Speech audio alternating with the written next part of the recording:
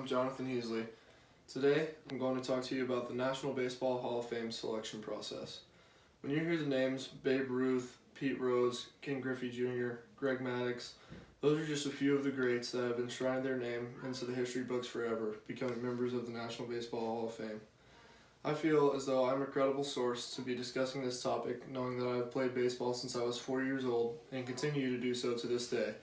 Throughout my playing career, I've come in contact with many coaches and teammates that have helped better my game both on and off the field.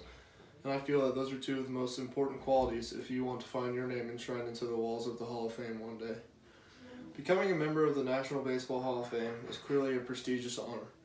To become inducted into the Hall of Fame, a player, coach, or broadcaster must fulfill a set of specific qualifications that it takes to join baseball's greats in Cooperstown.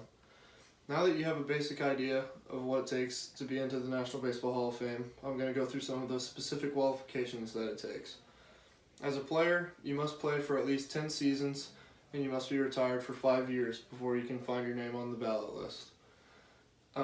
You must be on the eligible list and not banned from the game of baseball. Lately, this has raised some controversy as players such as Barry Bonds, Mark McGwire, and Roger Clemens have recently been accused of using PEDs and steroids during their playing careers. This has raised the attention from a lot of the baseball fan base and supporters because they believe that they should be in just strictly off of their performance. But the people that continue to vote on this process have different ideas.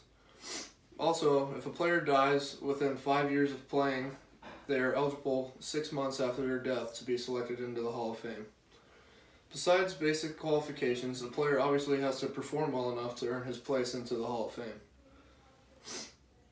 Fame. Stats are very important as well.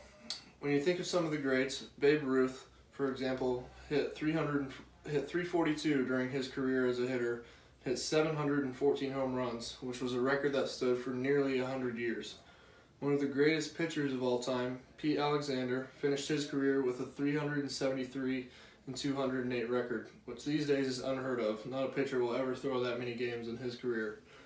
He also finished his career with an earned run average of 2.56, which is really good for those of you that don't know much about baseball.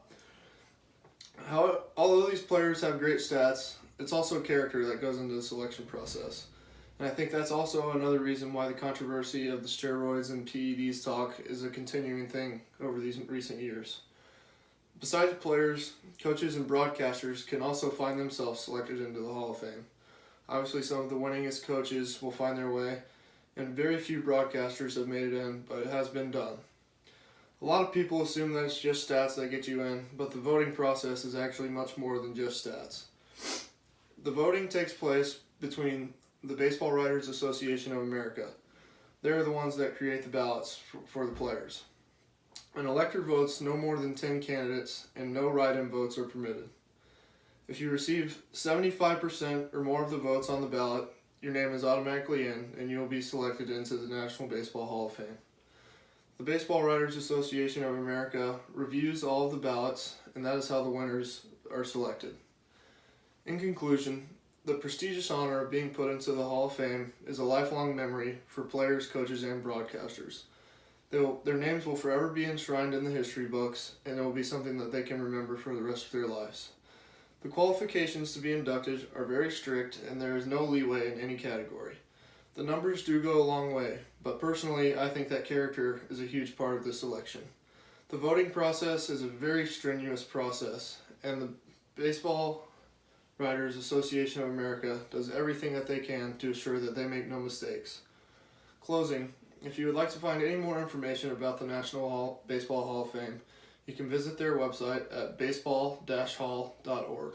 Thank you guys for listening, and if you ever feel the need to head up to Cooperstown, New York to check out the Baseball Hall of Fame, please let me know. I'd be glad to come along. Thank you.